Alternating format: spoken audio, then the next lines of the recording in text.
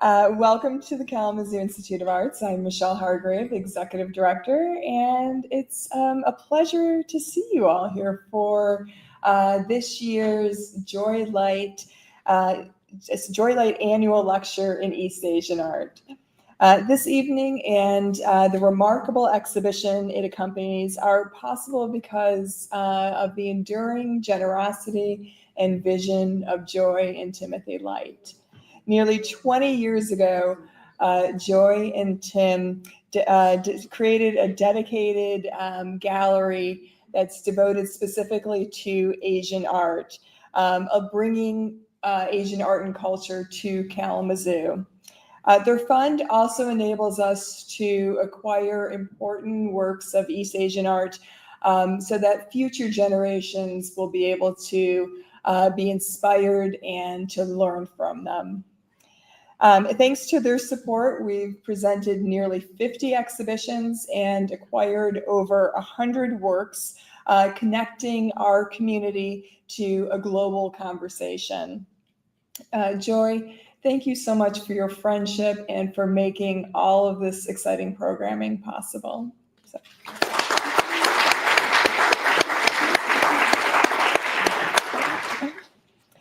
Tonight's lecture pairs beautifully with our current exhibition, Ink Rhapsody, the Art of the Lingnan Masters in Hong Kong, which traces how artists modernize Chinese ink painting by engaging new ideas and influences.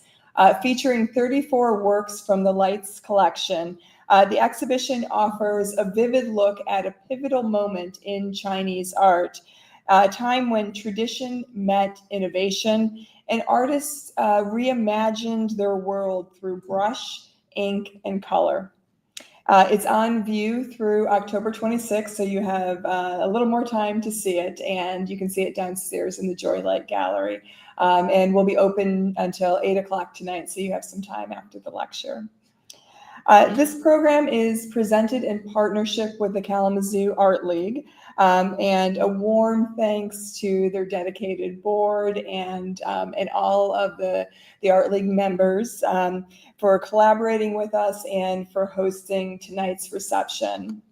The Art League's Food is Art program celebrates chefs as visual artists and with an edible palate. And we're grateful to Chef Bisnet of the Kalamazoo Country Club and Greenleaf Hospitality for creating a menu inspired by tonight's theme.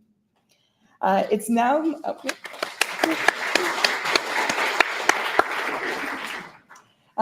my honor to introduce our speaker, Dr. Robert Mintz, Chief Curatorial Director at the Asian Art Museum of San Francisco, who is also our partner in organizing Ink Rhapsody.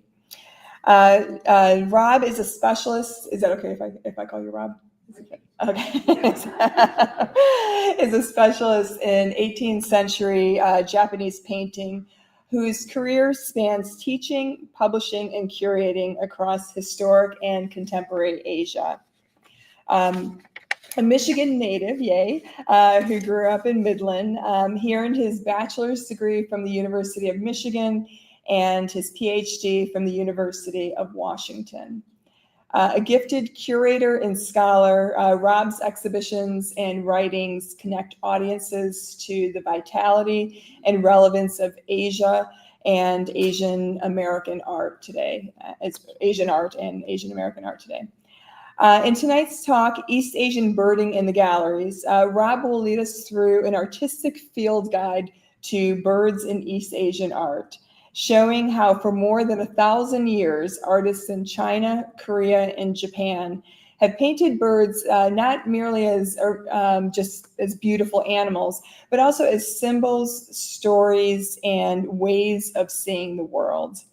He'll trace how bird motifs echo through movements like the Lingnan School And with an estimated 50 billion birds around us, it's no wonder that birding is a popular pastime and a multi-generational one as well. And we'll try a version of it here tonight together. An artistic bird watching that reveals meaning in feather, flight, and line. Before we begin, I also want to take a moment to thank our KIA members, many of whom are here tonight. Your membership really enables all that we do. It sustains us and it allows us to bring world-class exhibitions like Ink Rhapsody to Kalamazoo. It supports classes in our Kirk Newman Art School, and ensures that programs like tonight's lecture remain accessible to our community. If you're not a member yet, I hope you'll consider joining. Membership is one of the best ways to stay connected with art, ideas, and others who believe in the power of creativity to bring people together. So thank you again for being here tonight and supporting the KIA and the Kalamazoo Art League, and for helping us to share the arts and cultures of the world right here in Kalamazoo. And so with that, it's my pleasure to welcome Dr. Rob Mintz.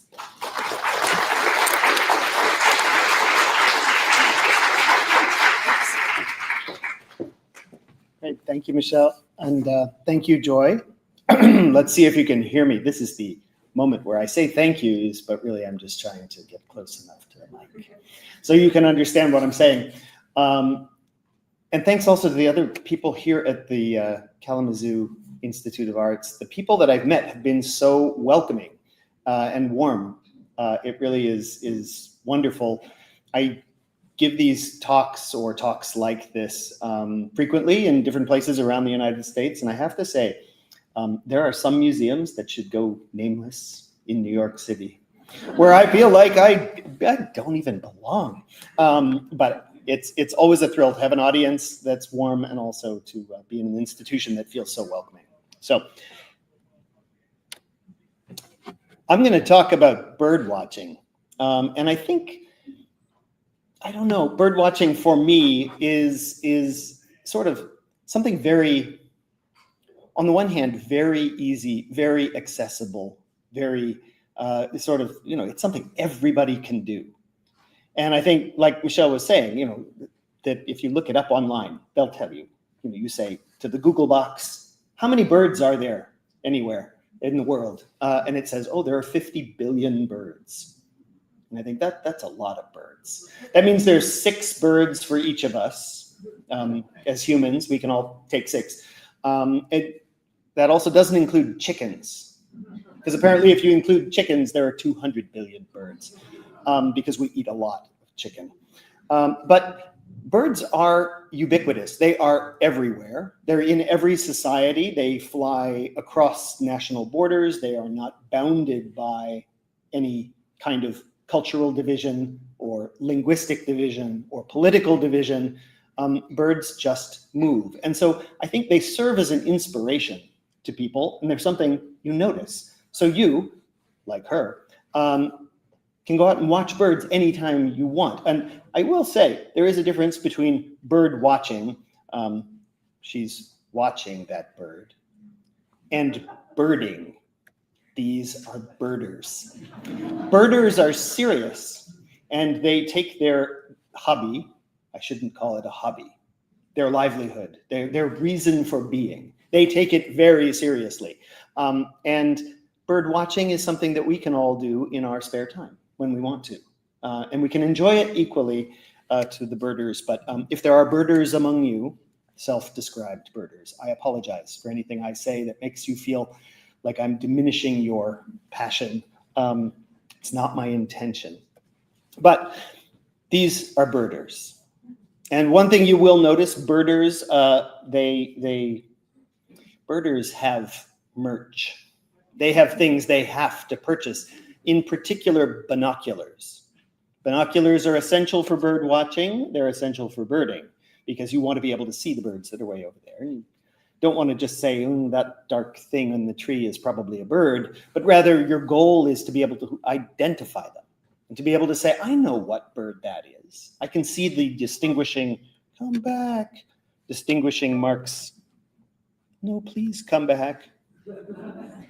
It's not coming back. It may.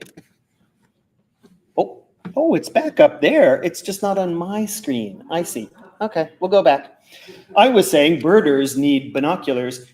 Art historians like me, see, I'm an arter, not an art watcher. So I have a monocular. This is the prop gag for tonight's talk. Monoculars are designed to just use one eye, which apparently within the gallery, that's the important thing. When you go to look at art, you look with one eye. So why is that the case? I have no idea, but here's an advertisement from my favorite Japanese journal that tells you which monocular to buy. His is very petite. Mine feels clunky and old, but we love our monoculars. You don't need this in the gallery. When you go birding in the gallery, you don't need binoculars. You don't need the silly monocular. You just need a pair of eyes. And you can go and find and discover things all on your own. So that's what we're going to do. And we'll take first a quick little step into the exhibition that's here, Ink Rhapsody. It's a wonderful presentation of works from Joy and Tim Light's collection. It happens to coincide with an installation we've done out in San Francisco of, well, I entitled it Beautiful, Bountiful, Boisterous Birds, which is only bird paintings from our Japanese and Chinese painting collections. So I thought I would combine the two of them since they're birds you can see all across the United States. And my goal in part is to show you that these artists, even when they look like they're casually splashing their ink around and just sort of gesturing toward a particular type of bird, in fact, are depicting real birds, birds they've observed, birds that are indigenous, native to where they are painting, and really become a part of who these artists are. When you're standing in the gallery, you might not initially notice, but if we're going to do birding in the gallery, if we're going to be bird watchers, you've got to find the paintings that have birds. That's step one. It's the most simple thing to do. You just stand in the middle of the gallery and turn around in a circle.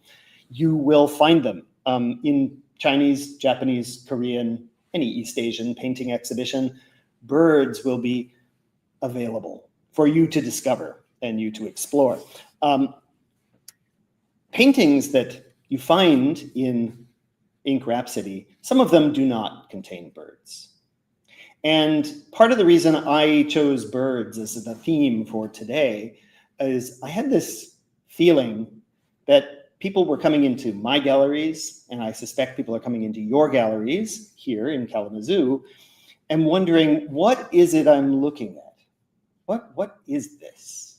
And you can go and read the title that's printed there near the painting, and you can find out that Xiao Lisheng painted this work, and you can find out that he says it's gentlemen appreciating paintings. And then I look at this painting and I find myself thinking, I can recognize the people. I can recognize, I guess, the gentlemen who, if I'm being very frank with you, I think look like they're dressed like wizards. But I suspect they're dressed like Chinese officials. So those robes are not wizard robes, they're Chinese official robes. But if I look at those two men, how many of you would agree that it looks like they're getting ready to hang wallpaper? There's no painting on this painting that they're appreciating. And if I look at the people down below, those two little people appear to be wearing Mickey Mouse ears and are playing with sticks on the ground. And I, as an Asian art historian, will tell you those sticks on the ground are rolled up paintings. So there must be more paintings than the blank one that these two gentlemen are looking at. But I find myself thinking, I'm not able to be there in the gallery with every one of you. And many of you might stand in front of this and say, what's with the wizard wallpaper hangers? Why is this art? What is this supposed to mean to me? I think when we see pictures of the natural world, when we see pictures of birds, at least we have an entry point. We have a place where we can all say, I've seen birds. I know those.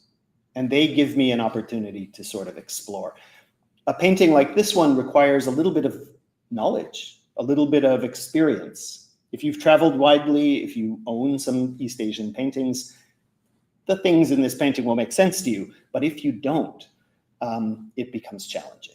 It becomes a little bit of a difficult struggle to know what's going on. The people with Mickey Mouse ears, those are attendants, probably young boys there to help these two wise old gentlemen. And their hairstyle with two balls up on top of your head, that's a very old Chinese hairstyle. We see it, in sculpture from the Tang dynasties, from the 7th, 8th, 9th centuries. That's the way they wore their hair. And when I was teaching, before I started working in museums, looking around at my students each year as the new crop of freshmen would come in, I realized in about 2000, 2004, suddenly students were coming in wearing that hairstyle. And I thought, it's back. It's two buns on the top of your head. And I don't think they knew it was Chinese at all. But it's wonderful to find it in paintings like this. So this is our gallery out in California, where our beautiful, bountiful, boisterous birds are all on display. And you can kind of see there's some crows over there, and there's some other birds tucked around. I'm going to use some of the paintings from this installation to give you a little bit of an introduction to bird and flower painting. But remember, the goal here is to figure out, what do you do when you're in the gallery surrounded by artwork that may seem familiar, but maybe not too familiar? One of the things you can do is go to the galleries with your friends.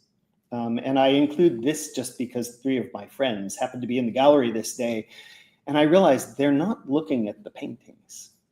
They are talking with each other, having a wonderful conversation. That's the head of our education department, the head of our guest experience department, the visitor services, and Mona, who's finding out stuff about guest experience and education. But they're standing in front of a, now what, 4th generation Lingnan school painter. This is a very recent painter. His name is Lam Dong Pang.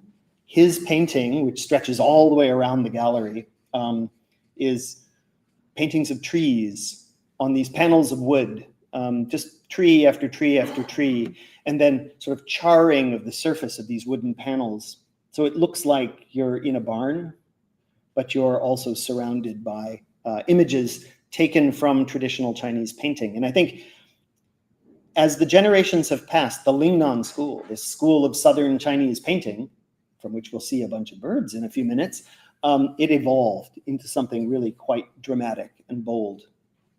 So this work is happily in our collection in California, but now it's in storage. So if you'd like to borrow it and bring it here to Kalamazoo, it's really fabulous. But people didn't know what to do. That's my point. There weren't birds to find in these trees. There were just trees and trees and trees. So this forest was sort of difficult for them. And then on another day, I was standing in another exhibition and I found this guy looking rather forlorn, staring at paintings on the wall, not knowing quite what to do. He would look, and he'd take a couple of steps, and he'd look, and take a couple of steps. The painting that he stopped on was not the one he's looking at now, but it was that crane in the corner. So you see that big crane, and I thought, this one speaks to him. He knows what that is. He reads the crane and realizes, oh yeah, that's a crane. Cranes are one of those birds that are important in East Asian tradition. Cranes symbolize all kinds of things like fidelity and strength and good fortune and the right to rule at various times. So that crane became something that he could connect to. It's what gave me the thought, maybe we should just focus on birds. So here we are in Ink Rhapsody, and you can probably find the birds. You don't need the monocular to find the birds. There they are. If you look closely, here is the information that's on the wall. It describes what you see. Birds and a mountain. Birds and a mountain. So that must be a mountain up there. That sort of white thing up there is a waterfall dropping down, and then a pair of birds. And when I first saw this painting, I thought, oh, that's a really beautiful painting. It's really kind of extraordinary. It's very abstract in places, little dots of blue ink, little swipes of black. And then those 2 little birds. And the two little birds were intriguing to me because I thought, I wonder if those birds are just generic birds or if they're representational of or representations of birds that live in and around Hong Kong and southern China. Because the Lingnan school, these artists that are displayed in your gallery, they come from southern China. They come from that region around Canton or Guangdong and eventually Hong Kong. So that southern region has distinctive fauna. Their birds are distinctive birds. And in fact, these two birds are this bird. So he's the one. He's the red-beaked blue magpie. And the red-beaked blue magpie just happens to live over there where all that purple speckliness is. So in southern China, eastern China, Hong Kong, Thailand, and the Malay Peninsula, and then a little bit up into the Himalayan region, sort of the foothills of the Himalayas and through Nepal and Bhutan. So the blue magpie is a distinctive bird. In fact, it's the same bird that was in my advertising slide and the title slide for this talk. This is a Japanese version of that red-beaked blue magpie. These are not indigenous to Japan. And so this artist whose name is Kano, see him up there, Kano Yosetsu. Kano Yosetsu would never have seen a blue magpie, but he would have seen Chinese paintings of blue magpies, and he would have heard that blue magpies are an omen of good fortune. So if you happen to see one, then, well, something good's going to happen. Something good's going to happen to you. That's the message of this bird. For the Japanese painter, he just wants to create that positive omen, that positive message. And so hanging this in the, audience room, the welcoming room of your home would be an opportunity to say, here's an image of good fortune. Here's an image that's going to tell you something about what you're coming into. Of course, the painting that's on view in the gallery downstairs has two of these, two omens of good fortune, two messages of, good and hopeful. Want some water? You can have some water. Okay, in case you need it. But this omen of good fortune doubled on the painting that we see in the collection here in the gallery. So if we're going to be good bird watchers, one thing we need to do is we need to keep a life list. We need to keep a list of the birds we see. So the first bird that you've seen, it's that one, the red-beaked blue magpie. So let's move along. Now, bird and flower painting in China has a really long history. It's a theme, a standard theme that gets practiced over and over again. This bird and flower painting, a really simple one, dates back to the 12th century, so 1100. You want to think about what's going on in the world when this painting was made. It's the era of the Holy Roman Empire, right? That's a long time ago. It's so Europe is probably not painting a lot of pretty little birds and flowering branches, but is instead invested in the whole world of the Holy Roman Empire and some very strong Germanic paintings. But this bird is extremely representational. It's very precisely studied and examined. It's the kind of bird that would allow you to catalog or categorize birds in your realm. So within China, there was a reason for careful and precise bird representation. It was in part to catalog the living world that was part of the emperor's world. And so, this Song Dynasty painting of birds, this is from the 10th century. You need to think about how long ago that was. And, these remind me, how many of you have seen the Field Guide to Birds, right? Roger Torrey Peterson's drawings. They're amazing. Or Audubon, same thing, documenting the birds of North America. This was the documentation of the birds of China. And looking at these representations of birds, I think we suddenly realize how precisely studied they were and how long ago that was, this kind of documenting of each bird. Of course, some of these birds are turtles. So, you have to accept that this kind of bird watching involves also looking around at your feet. There are a few birds up there that are bugs.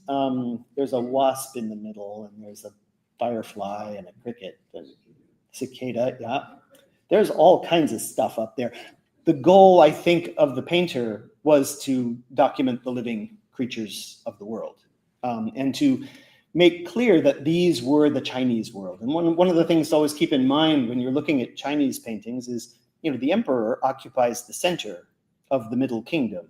And the Middle Kingdom, China, that's the world. And so the emperor's world is the whole world. And that whole world includes all of the beasts and the bugs and the turtles that live in it. So paintings like this began a tradition of documentation. And these are fauna documentation, so living critters. And then there are also flora documentation, so birds and flowers.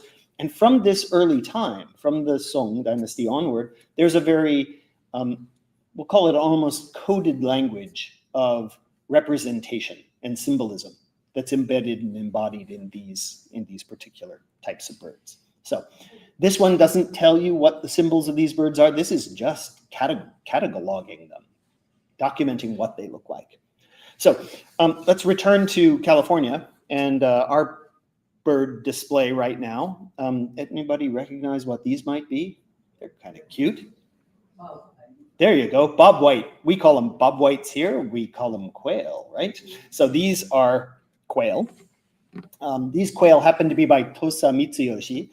He painted them back in the mid-18th century. And when I first saw these quail, I found myself thinking, okay, are these sort of, let's call them animated quail?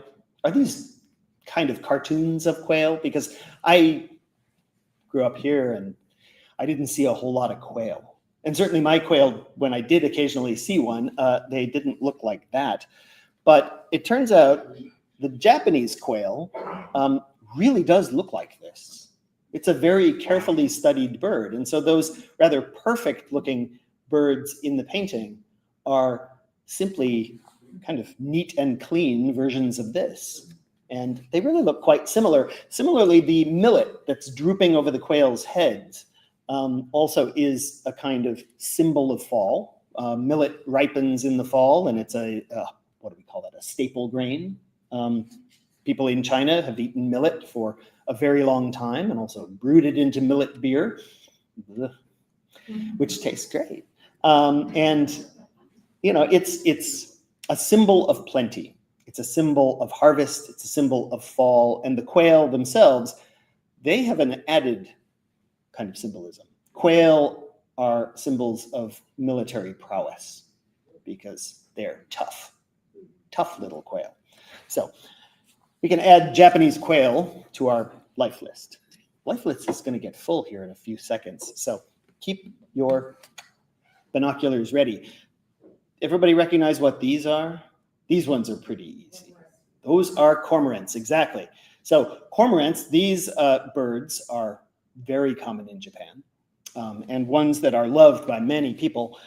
They're a symbol of nobility, but also good fortune in fishing, because, of course, cormorants are fishing birds.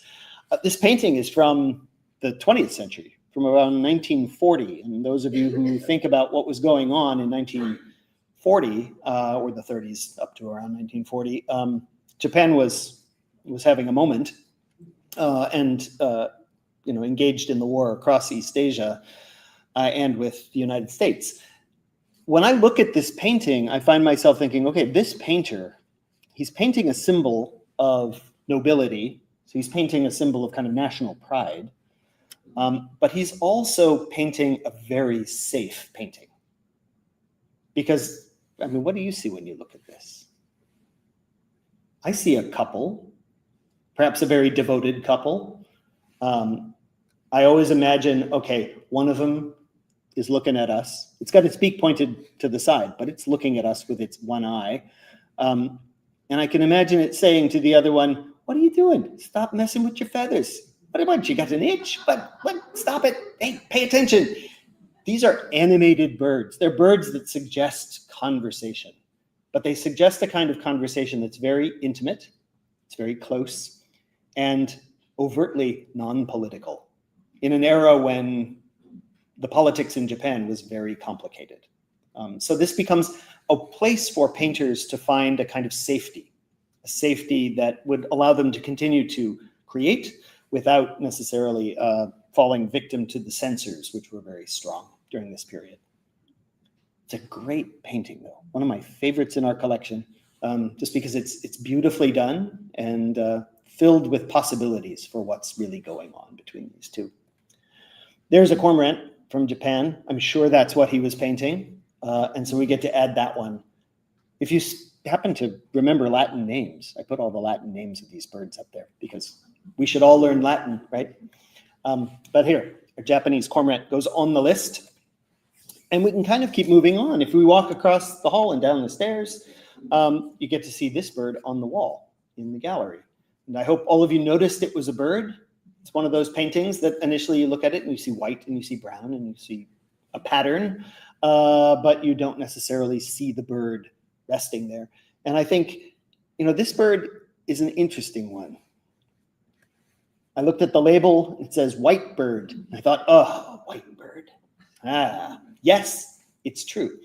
But I want to know what kind of bird this is and why it's sort of hiding there in its little sort of nest of wilting lotus leaves. So it must be in the fall. Turns out this is an egret, and it's a symbol of patience and perseverance, purity, longevity, and everything seems to be a symbol of good luck. But this kind of bird is indigenous, again, to southern China and is common. We see these birds flying around southern China a lot. And I thought, well, this is great because in California, we're also, there's our Chinese egret.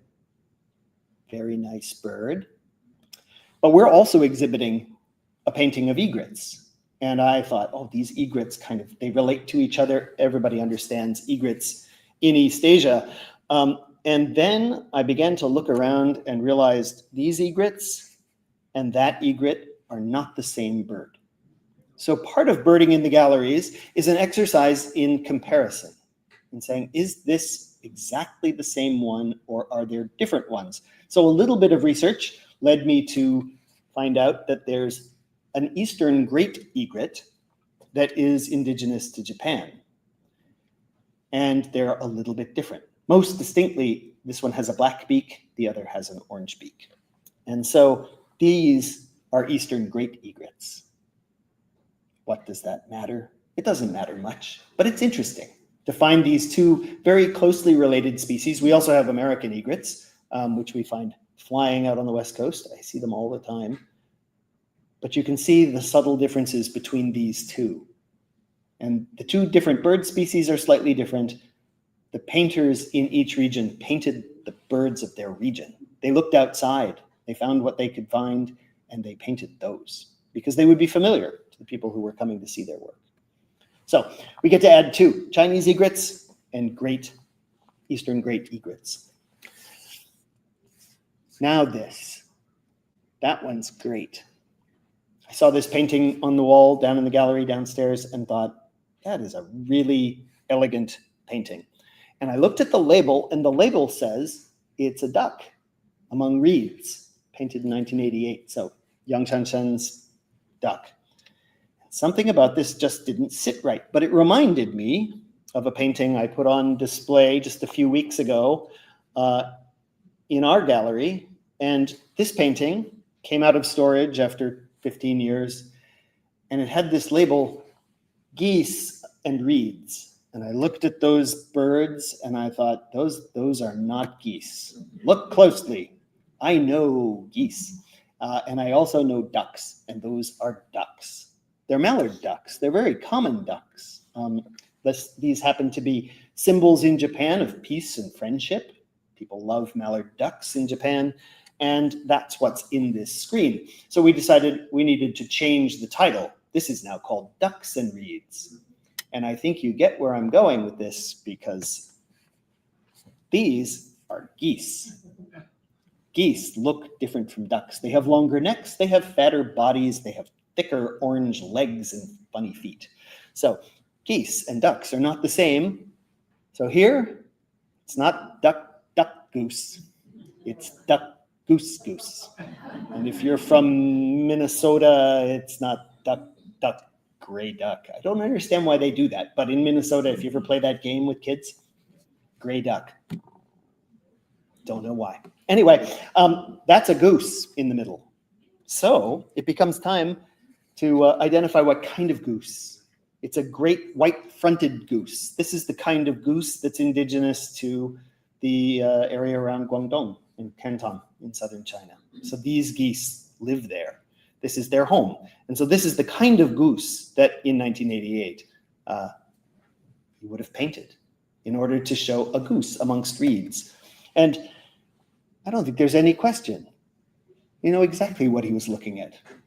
And even in the kind of expressive style of ink moving across paper, you know, and these reeds that are kind of obscuring the goose, but also allowing us to understand the goose, it's really representational painting. One of the things that Lingnan school painting is all about is about embracing a kind of modernist idea. And the artists who formed the Lingnan school, the story, if you read The Wall downstairs, you all know, these artists traveled to Japan, and in Japan, they saw European paintings. They saw Western paintings. They met artists who had trained in the West. They brought the ideas of modern Western painting into China to incorporate with their traditional Chinese style painting. And I think this goose becomes a very nice example of a hybrid Eastern and Western representation of a goose, but it is representational at its core. So we can add the great white-fronted goose to our life list, and it's getting pretty long now. You might think this is a made-up bird. There are, of course, paintings of made-up birds, but this is not. This is Yang Shanshan again, and entitled Bird on a Fruit Tree, over a fruit tree. But this is actually a very careful representation of that bird, even down to the stripy little feathers on its wing, which is kind of surprising. I mean, when I initially saw this painting, I thought, oh, that can't be real. But it is. It's a very real representation of a Eurasian jay. And Eurasian jays, it turns out, are symbols of intelligence and adaptability, which made me think about this artist, Yang Shanshan. He's an artist who was active during that period when China is undergoing a major transition through 1949 and the establishment of the PRC. And it was that moment when people were moving south and moving to Hong Kong, where he eventually spent the latter portion of his life. This is the kind of bird he would have been familiar with in his area. So a really beautiful bird. And of course, he, like the bird, would have to adapt and would have to adapt to a new life in a new location. If you're curious, the tree that it's sitting on, that fruit tree, is a persimmon. So there's a lovely, this is the kind of persimmon you should eat because they're nice and crisp and sweet and they taste great. And the other kind of persimmon, be careful. The pointy ones, those are really, when they're not ripe, they're really hard to eat. Yes, you wait for them to freeze or bring them home and put them in your freezer overnight and they'll be soft the next day. But it is a rough thing. These ones are my favorites. So Eurasian jays go on the list. Then, almost through the gallery downstairs, but there are still more birds there. Do you see that little bird up on the branch, hiding in the bamboo? This bird too, I thought, well, maybe it's just a bird. But with a little bit of looking, it turns out this is a long-tailed shrike. And a long-tailed shrike is a bird that's had a long history of, again, symbolism. It symbolizes good luck for most people, but it was also within Japan, a place where many of these artists studied. It was a symbol of military might. The shrike was seen as a sort of surrogate for the samurai class in Japan. So these birds are quick, these birds are sharp, and they have a very distinctive cry. It's a little chirp. So a loved bird. So we get to put the shrike on the list, the long-tailed shrike. And of course, I showed you one early on, a crane. In our galleries, you get to come and see red-crested cranes. Red-crested cranes like these are symbols of fidelity in Japan, and they are a loved bird Japanese artists have been painting these, representing these for many generations. When you see them, they're very easy to identify, and you even see them on the tails of jowl planes, and you see them in Japanese prints. And I figured, okay, these must be indigenous to Japan, right? These must be the kind of bird that a nation decides is our symbol bird. But it turns out they don't live in Japan, except in a tiny little part of Hokkaido way up in the north. They're not there anymore. They're in zoos. You can go to Tokyo and see one in the zoo. But they are not Japanese birds. What they are is Chinese birds and southern Siberian birds. They migrate north into that Siberian region to find food, and they migrate south to the red areas. Their breeding areas are in the south. And there's a very distinct one on Korea. See that peninsula sticking down with a red stripe across it? That's the demilitarized zone between North and South Korea, where red-crested cranes have now set up a kind of breeding location because they're safe there, unlike everywhere else where it's full of people. So that empty space becomes crane habitat. But red-crowned cranes, they are Japan's national bird. And I thought I'd show you this painting because it kind of gets to the point of, artists choose to paint birds for a lot of different reasons. And in some cases, they simply stuff the painting with as many birds as they can get in there. And whenever I have children in the gallery, I always take them up to this painting and I say, okay, count the birds. How many do you see? And it takes them a while. They also ask me, are these real? Because they really don't look real. They look kind of made up. But if you look closely, right there in the center, that really bizarre looking bird is this. It's a golden pheasant. And it really looks like that. I think it's important that you see a photograph, because without a photograph, it's hard to believe that that's a real bird. But it is. Both the male and the female golden pheasant are represented in the center of the painting. And it's interesting, they're paired with a rose blossom, which is kind of another interesting element in this painting. We'll get back to that. Flying toward the golden pheasants is this thing. This is a little tiny oriental greenfinch, a little green finch. This bird is indigenous to China, but not Japan. And so this is a Japanese painter who's painting Chinese birds. If you look up in the tree, there's a black-naped oriole. That's a really nice bird that hides in this painting. And next to it, several more. There's a red-breasted flycatcher with its head kind of turned sideways there, upside down. A Japanese robin that's hiding a little bit toward the back. And then a bird that's green and yellow with spots. When you go bird watching, sometimes you see birds that you can't identify. And I confess, spent about 2 weeks trying to figure out what kind of bird this was, and I finally decided I had other work that was more important than this. So you all can hold that against me. But down at the bottom of this painting, one more. There's a Japanese tit, that little bird, and I think you'll agree with me, he looks just like his photographic cousin there. Really interesting, very careful study of what one sees out in the world. The birds up at the top of this painting tend to be Chinese. The bird at the bottom is Japanese. And so when I say bird and flower paintings contain symbolism and contain, little messages, perhaps that's one. I don't know. I don't quite know what the message of this painting is. It's sumptuous and beautiful and clearly decorative. But there is this one Japanese bird down at the bottom. Okay, so the oriental greenfinch, the black-naped oriole, the red-breasted flycatcher, the Japanese robin, which is also indigenous to China, the Japanese tit, and the golden pheasant all get added on. It's enough birds.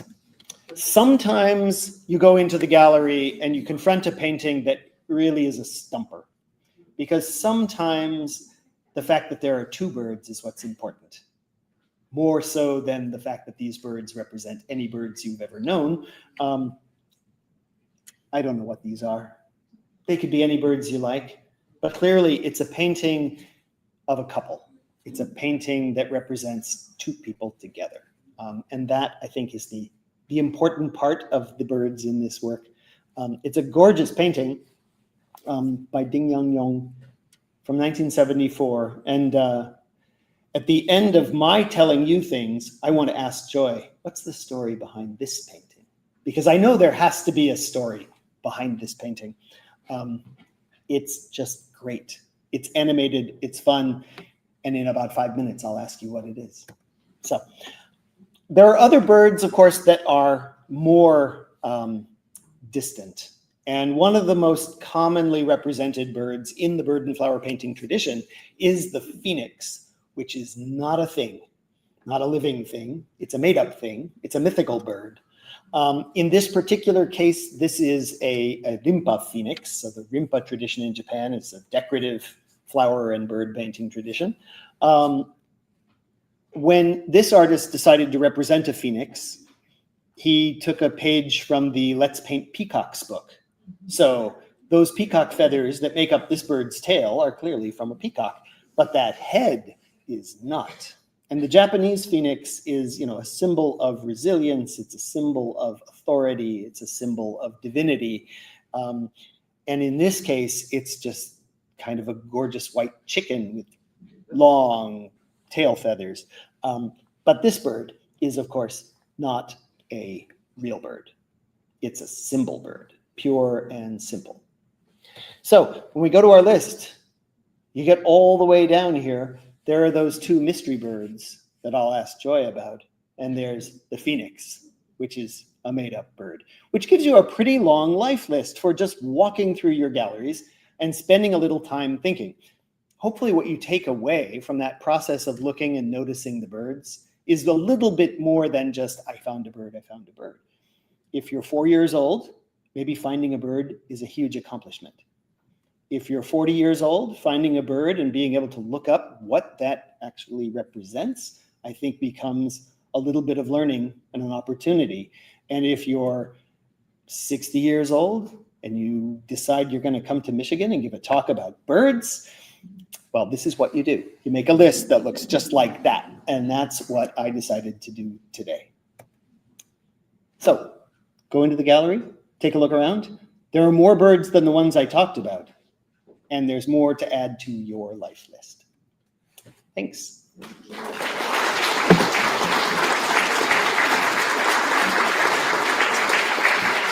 Yeah.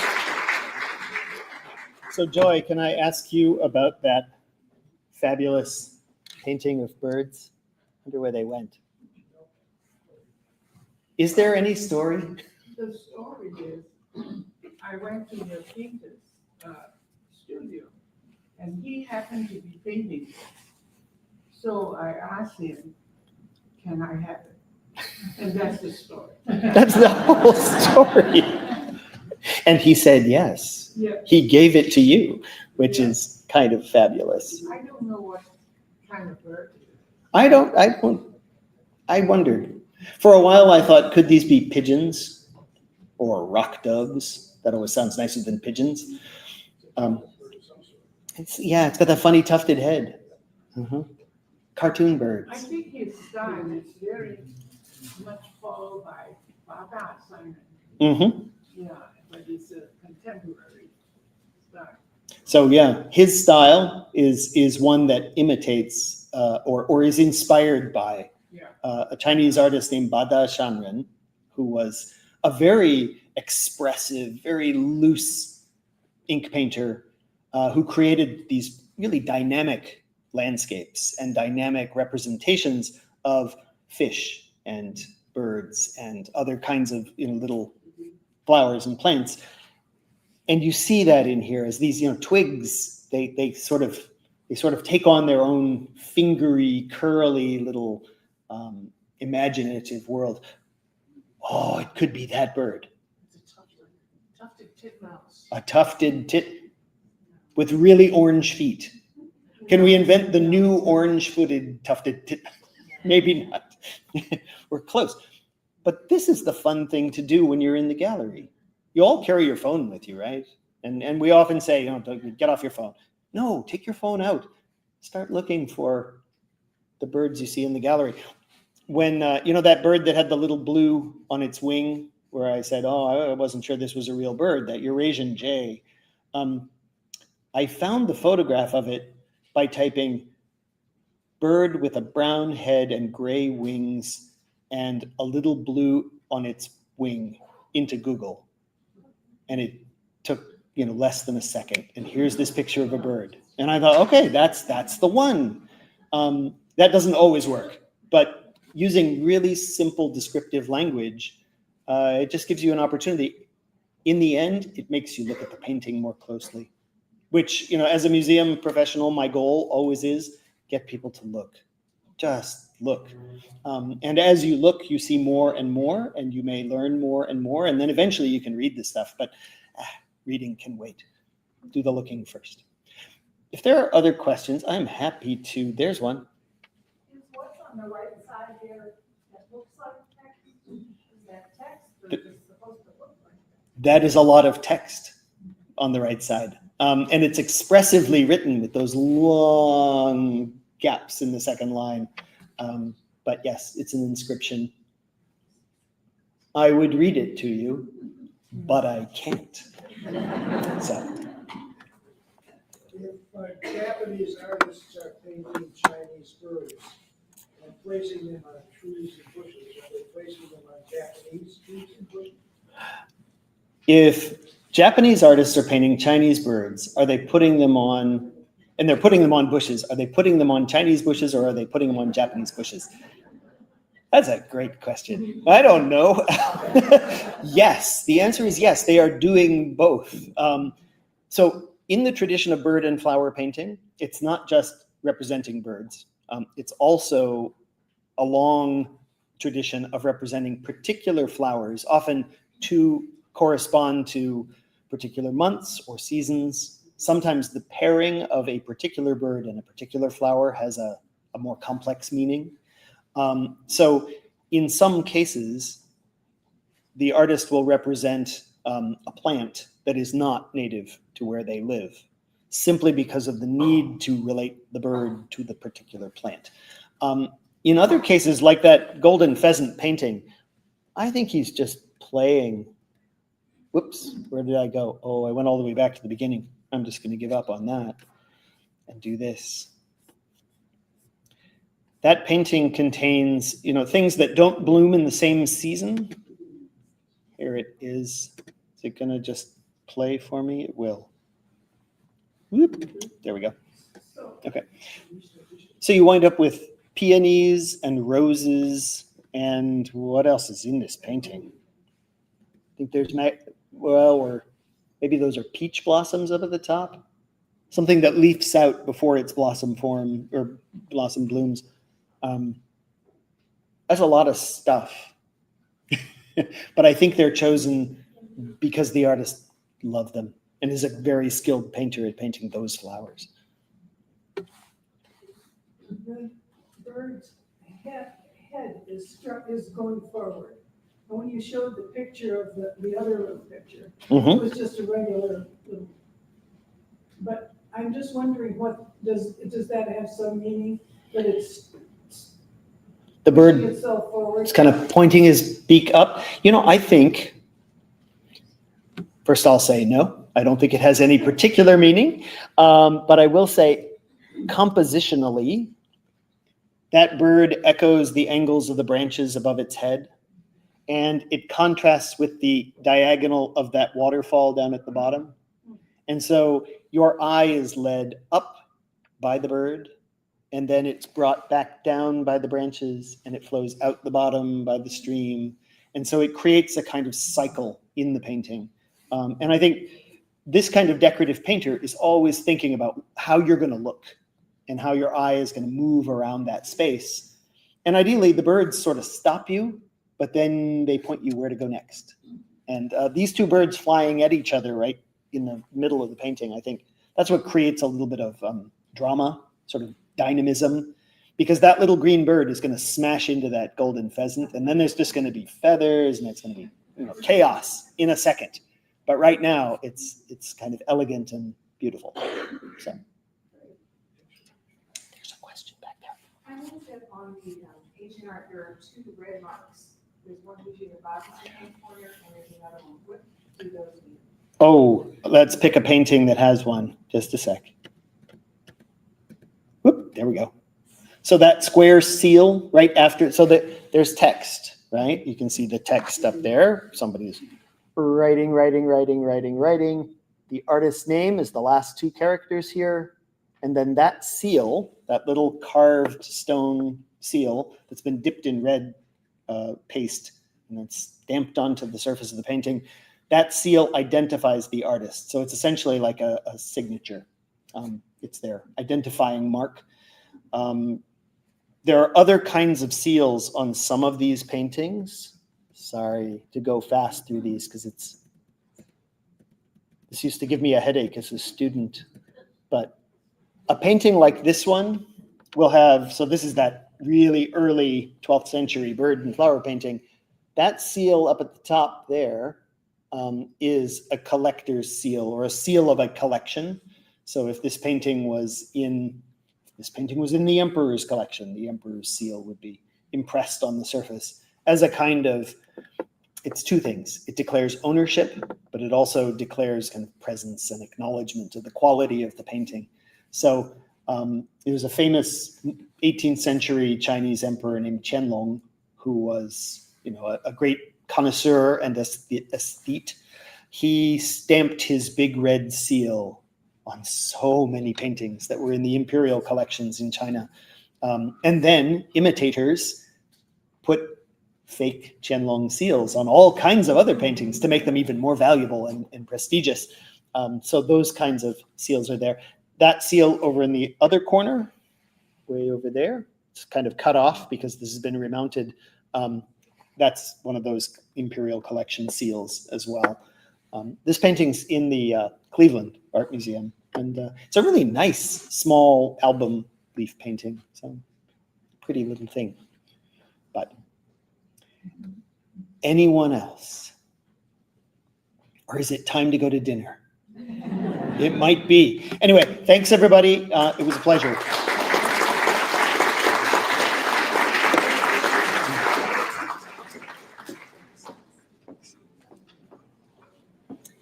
Thank you all again for joining us, and a reminder again that the museum will be open till 8 o'clock, and the Ink Rhapsody is on view downstairs in the Joylight Gallery. So thank you again for coming, and thank you, Rob. That was wonderful.